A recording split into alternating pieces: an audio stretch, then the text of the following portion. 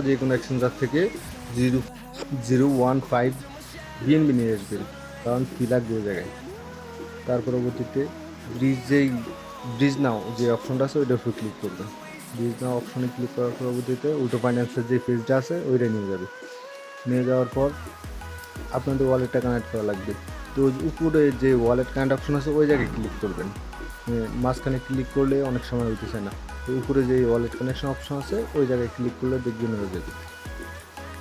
তার পরবর্তীতে আপনারা নেটওয়ার্ক সিলেক্ট করবেন, এই সাইডে বিএনবি থাকবে আর অপোজিট সাইডে ওপি বিএনবি দ্বারা কাজটা কমপ্লিট করবেন, তাতে বেটার হবে।